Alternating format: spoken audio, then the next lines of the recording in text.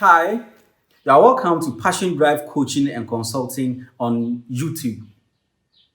In this particular video, I'm bringing you 10 solid points on how to determine if you will succeed in business or you need to go and look for work and become an employee.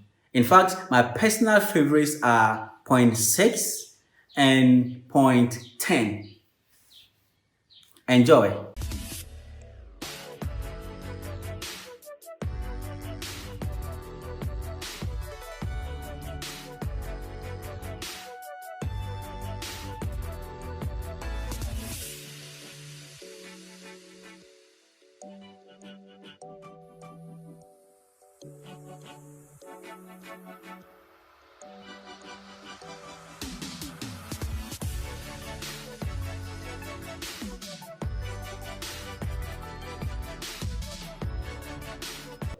So, what are the points? The first is for you to test yourself if you are a risk lover, a risk averse person, or a risk neutral person. All these three forms of risk that I've mentioned, if you are a risk lover, it means that you have a tendency to take and to make decisions that gets many people on the edge. It means you can take all your savings and put it into an investment hoping to make money. And if you lose that investment, you wouldn't worry so much because you know you come back one day and that day may be your luck. But if you are risk averse, you may not even put $1 in an investment that will even give you $9 in return. You see, putting that $1 as a great risk to an extent that if you put it and lose it, you will grim and grieve for a very long time without being able to forget about it. Being risk neutral, if you do it, it's okay. If you're not able to do it, it's okay.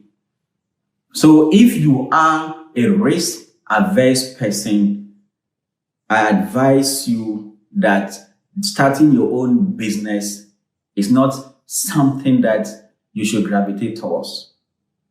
If you are a risk lover, you can go on to do business and take all the risk and hope to break through and make it big. If you are risk neutral, some say that you can work on yourself towards improving your risk loving ability. But I don't advise so. The various tools that is there to test your risk loving ability. When you take all the tests to know your risk level, if you rate very high in terms of risk loving, it makes you better to go towards business. But if you rate very high towards risk averse, it makes you okay to go towards doing starting to look for work and to work for a company or a government department. For risk neutral, you should gravitate towards looking for work. Unless you want to learn, unless you want to be able to raise your emotions in such a way that you become a risk-loving person, so then you go towards business. So that is number one. Know your risk-loving status or know your risk status. If you don't love risk, business is not a place to go. If you love risk, go in for business. I want to find out from you, a graduate or somebody who is still in school, or even somebody who's already working or doing your own business. Are you able to start and complete tasks, schedules independently without needing somebody to come in to direct you to complete A, add B, or add C, so it becomes a perfect job?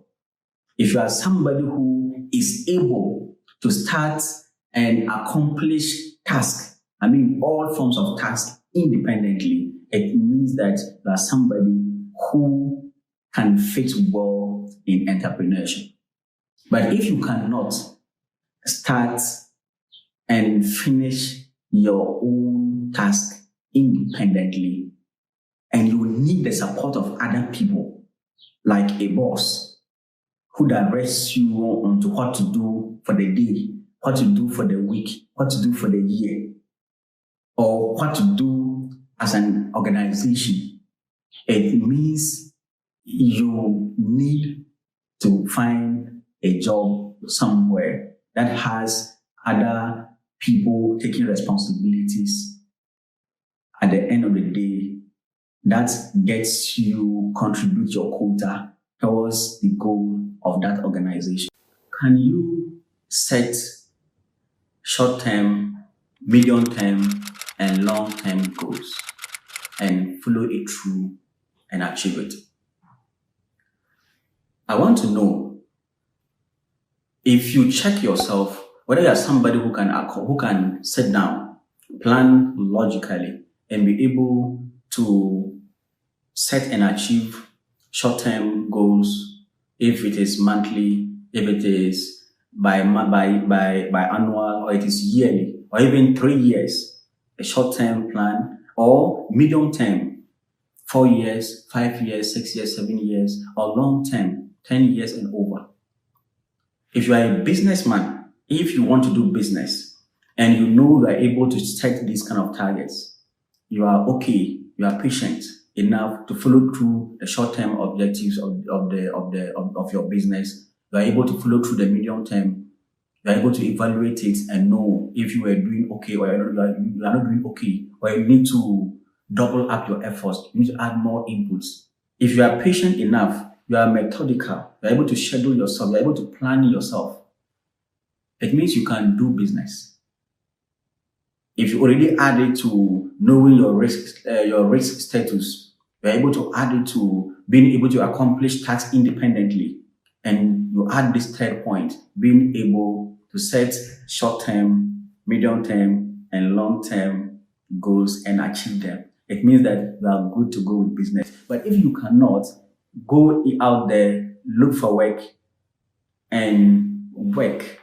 So in this fourth point, I'm asking you, can you comfortably write your own salary? Can you comfortably write your own paycheck? What it means is that if you are somebody who is able to put in efforts, effort A plus B plus C multiplied by D is able to come out with this kind of results in revenue, then you are able to squeeze out certain kinds of expenses that when it's subtracted from the revenue, what is left becomes profit. It means you know exactly what you are looking for to be your paycheck. To determine how much you should be paid from the efforts you are putting into the kind of business you are doing. If you are able to do this, it means if you are comfortable being able to do this, it means that doing business is okay for you.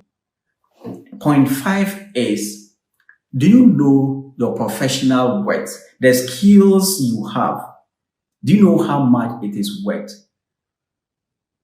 Do you know if you sell your skills to a company or to a government department, the amount of money they are going to pay you is a token change of the effort you are putting in? For which reason, if you take that skill to go and open up your own business, much more will come in. That is what I'm talking to you about. If you know your professional work, the work your skill is producing, is it more than what you are being paid for in an organization or in a work environment? Or using that skill, that professional skills to start a new business somewhere is what will get you to be paid more. If you are a personal development coach, in many organizations, the salary is low, but the effort that is put in there creates the next set of generational thinkers. But the organization doesn't pay as much. So if you create your own personal coaching business, Between the two, which one is better? Another is if you are a trained lawyer or a trained medical officer, having your own hospital and running it, having your own law firm and running it, the amount of income that comes from your professional expertise, running your own clinic or hospital or running your own law firm is much more than being a state attorney or much more than being a medical director of a district. Certainly it is. So if you know this is your worth, this is what your skills is worth, and you want more, then I think choosing to go into your own business is far better than doing work for somebody. Whatever reasons may vary, some want to do whichever reason it is. Whether you want to do service to humanity, then you open an NGO with your professional skills. But if you want income, money, revenue, and you are having a skill set which you know is the best around, doing it for an employee and an employer is not what you should go on to do. But doing it yourself is what will give you the right pay. Do it at your utmost best, and you will end up smiling to the bank if you do your own business and not working for an organization, whether government or private. So, point 6. What does success mean to you? This is what you are going to watch next. Then I asked you, is having your own business an indicator of success for you? Or working in a big organization, having an important position in that organization is what tickles you? Whichever it is, you are able to find out whether you should be a businessman or you should be an employee. Enjoy point 6 and the remaining points. The 6th point is, are you able to measure success for yourself? What does success mean to you? If you don't know how to measure success for yourself, being an employee is the best for you. But if you can measure success, then go in to start your own business. Just to give you a leapfrog, success is measured in various ways. Some measure their own success based on the amount of money they have. A net worth of about $1 billion is somebody's way of determining their success. Somebody determines success based on they're able to have a spouse and raise children. Somebody's way of determining success is the influence they have in the community, being able to organize groups to undertake community service is what somebody sees as success. Whereas others, they see success in terms of the spiritual realm. They are able to have very good relation with God and be able to feel fulfilled.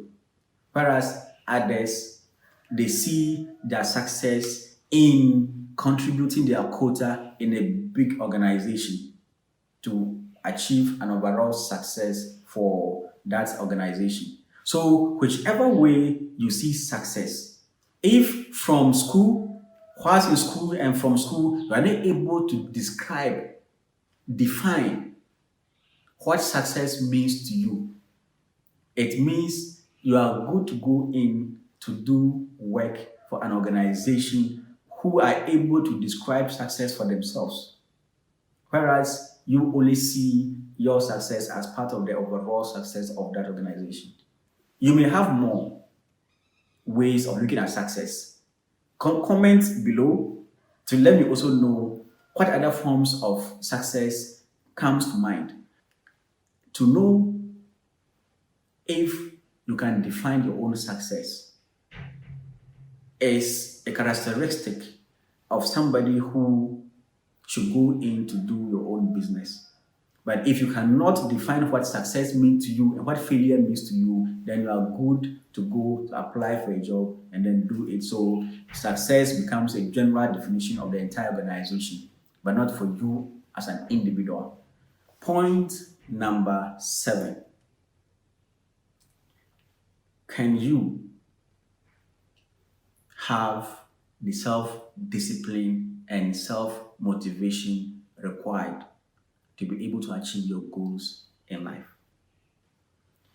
To be a businessman, you definitely need self-discipline. There are times that money will come into your hands a lot. Going on spending spree, or deciding to put the money in specific places that generates more for you. That's one form of self-discipline. Another is 24 hours is for you. What do you choose to do with the hours? Do you want to go roaming? Do you want to go shopping? Do you want to go traveling? Do you want to sleep continuously? If you give yourself 8 a.m. to come to work, are you able to come to work at 8? Or you come at 10 eventually because you are the boss, you are answerable to nobody. That's another angle of self-discipline. I may have mentioned some snippets of these particular points that you will need to be able to follow through your own regulations in the company. If you are the boss, do you just fire somebody because of some flimsy excuse? Are you able to set goals and achieve them? Are you able to go through short, long-term objectives of your company and achieve them? That's another form of discipline. Self-motivation now comes in. Every day, things may not be good. Things may not be perfect. Things may not be ideal. But are you able to stay focused and go through all the difficulties so that eventually you are able to achieve the goals you want for yourself? If you are not self-disciplined, if you are not worked, you can't do the right thing. If you are alone, you can't trust yourself not to do the wrong thing. If you are somebody who is like this, go out there, look for work in an organization that can check you, that can help you to be self-disciplined, that can keep you motivated with perhaps promises of increases in salary here or there, or promotion here or there. If not, if you are able to remain disciplined and self-motivated for long periods, you are not easily demotivated, then you need to go into business. So point 8 is that you are somebody who wants a steady income, stable income, that you know today is this, 10 years time, 20 years time is going to be this, and it's going to continue to be there unless something dramatic happens that you lose that kind of income. It means you are okay to go and look for work, especially go and look for government work, where you know that unless something dramatic misfortune happens to you, you are going to continue to work till you go on retirement. You want stable income. That is what you see as success. That is what you want in life. It means you are good to go for a job, especially a government job. But if you are somebody who aspires for more, you spend the way you aspire to spend the way you want, it means that a stable job that gives you stable income is not what you need. It won't meet your need. It won't help you achieve what you want. If you go in for business, that helps you to achieve more, to get more income. So you spend to meet your aspirations. If you aspire to be able to spend the way you want and you go in for a job, you may end up stealing. So go in for business and work hard at it, and you earn limitless income from where you can spend any way and anyhow you want. Point number 9, to know if doing business is your calling or looking for work is your calling. Is your time scheduled for work from 8 a.m. to 5 p.m. and that is what you enjoy doing? and not going outside it. If you love to work within a defined time of the day, the rest of the time you use it for whatever you want to do. You don't want any more disturbances. It means that looking for job is your calling. You get up 8 a.m. or 9 a.m. in other countries, and you close at 4 or 5 all the time. Sometimes you take sick leave. Sometimes you take leave just to go and enjoy yourself. This is your calling. Go apply for a job and do it. But if you have a blood that rushes through your veins, you can even get up midnight and do work. You get up very early in the morning and you close very late, and you keep going without feeling tired. You feel discomfort if you are squeezed into a time schedule that gets you to start work now and close somewhere. And if you are so found even around the work premises, you are seen to be doing something wrong. It means that you should go and establish your own business where you can work 24 hours without anybody having a problem with you, but rather you increasing your input and output. So eventually leads to a very increased output that brings you the kind of resources and results you want. Point 10 talks about your passion. I don't even know why we reserved the biggest point for the last, your passion. If working as a businessman every day, taking risk and taking all the difficult decisions in life, and also succeeding and enjoying lots of money is the pointer of success for you, then going to do business is just right for you. But then, whatever it is next, enjoy point 10. Are you flexible enough to be able to do jobs that you don't like? To be able to run responsibilities and schedules that you don't like? That is outside of your passion. If your answer is yes, then you can apply for a job and go and do. So that every day when you get up and go to work, you can be assigned any jobs and responsibilities by your superiors to do things that ordinarily you wouldn't like to do. But if you're not worried about that, then you are cool. Look for that employment somewhere and do it. But then, if you are somebody like me who grumbles, who feels lots of pain doing things that they are not passionate about, you feel you are wasting your time doing things that you are not passionate about, then go and create your own business in a field which is your passion, which is what you want to do every day and you don't feel tired. I said for point 10, if you are flexible enough to be able to do just about anything that is thrown at you as work by your superiors, you do them diligently and report without having any problems with the kind of schedule it is or the kind of field it is, then go ahead and apply for work and do. But if you have specific passions, specific skills and talents that if you don't find yourself doing something about it in a day, you feel bored, you feel you've not done anything, then go and create a business that gets you to get motivated by doing what you love to do, doing that business around your passion. Then go ahead and do business. Establish your own business around your passion, and it fuels you to achieve more successes in life. So, having said all of this, I'm going to give you a bonus for being so religious with us, following us through point 1, which is knowing your risk level, to point 10, which is doing your business around your passion is what helps, rather than just doing anything for an employer.